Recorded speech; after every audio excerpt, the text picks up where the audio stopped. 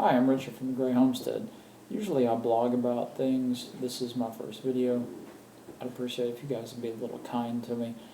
I'd appreciate also some honest feedback on what I could do differently or what you would like to see. Just trying this out to see if video would be better. I know it's going to be a lot faster than actually blogging. I'm kind of perfectionist when it comes to my writing, and that takes quite a bit. Alright, well, what prompted me to do this video is what happened to me a couple of days ago. I decided to start carrying a 9mm. I had a Smith & Wesson 9M. It's a really old gun. It came out probably like in '96, something like that, maybe '95. And I bought it because I had also bought a 380 in the Smith & Wesson. It was, I think the model is a Smith & Wesson SW9M. And I liked that weapon so much that I decided to go ahead and get the 9mm. Took the 9mm out of the box. I might have shot it 10 times and decided that the recoil was too much. I do remember that shooting the gun left a bruise in my hand, so I decided that hey, the 380s were the way to go. I had 2 of them, and I put quite a few rounds through them. I knew that's what I wanted to carry, so the 9mm got stuck in a box, and it stayed in a box until earlier this week. And earlier this week I decided to take it to Bass Pro, which is here in Springfield. It's like their original store. They have a firing range. I went in, I bought some hollow points for it to see how it would react to that. And I thought I was doing pretty good with it. I was trying to keep up with how the weapon was handling each round, and it was performing better than I can remember. When I first bought the weapon, it had problems feeding some hollow points. This was not the case earlier this week, and actually I was pretty happy with it. Each time I pulled the trigger, I was more and more happy with it, and I was thinking, hey, this is the gun I'm going to carry. And then things went south, and by south I mean I had a catastrophic failure. Here is the weapon.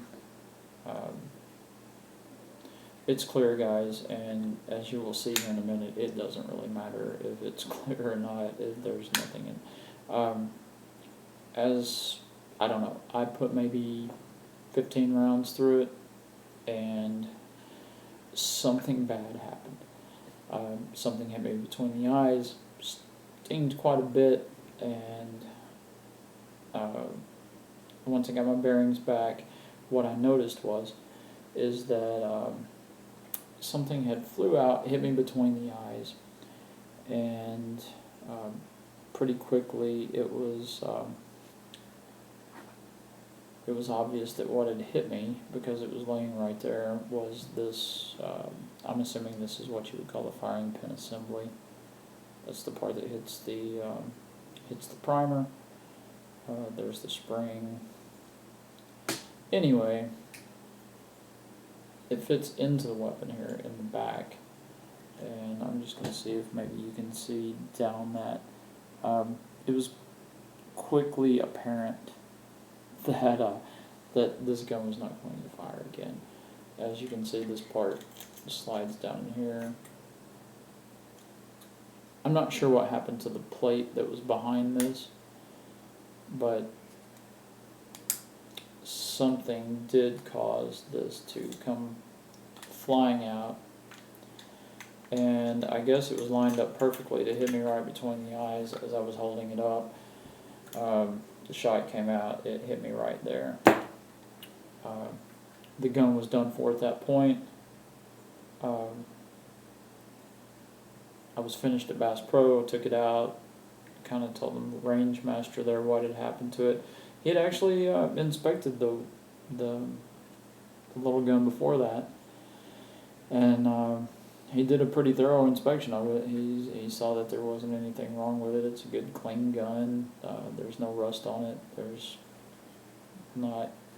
I mean, like I said, I just had put a few rounds through it the whole time I'd had it. Now, as you may or may not be able to see, I'm not sure how high quality I can get these pictures, but there's a crack running up this part here. There's a crack back here at this pin. There's a crack here. And a crack back here. And again, I'm not really sure what happened to that plate. I didn't find it. It was kind of funny. Jennifer and I were talking later, and I asked her if she thought I should go back and try to get the piece that was missing. And her response was something along the lines of, "Hey, your gun just blew up in their gun just blew up in your hand. I'm sure they won't fault you for missing a piece or two." It's not much. The damage it did in my hand isn't all that apparent. There's a bruise right there and a bruise right there. I'm assuming that's, as you can see, the bruise on my hand here lines up pretty well with this. I'm not really sure about this bruise, where that one came from. That one, I'm assuming, came from when this magazine blew apart.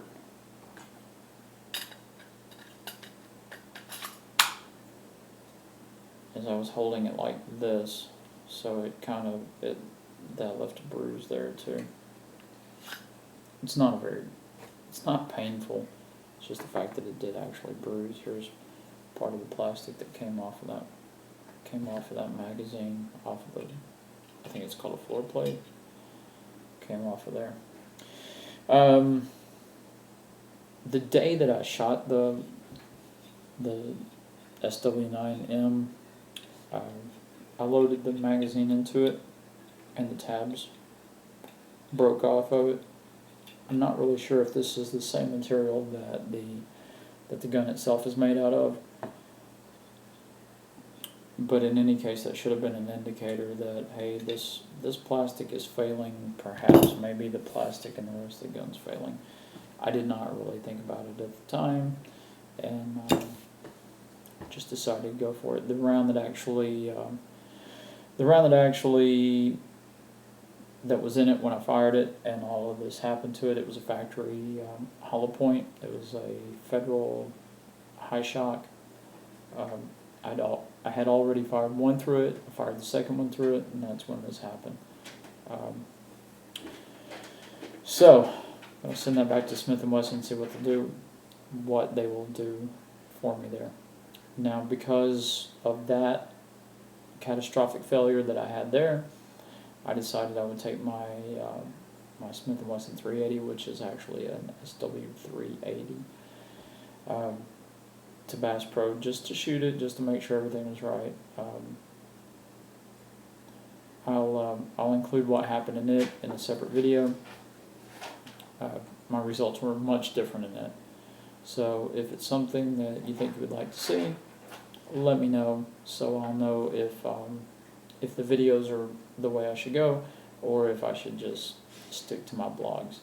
You can find my blogs at thegrayhomestead.com.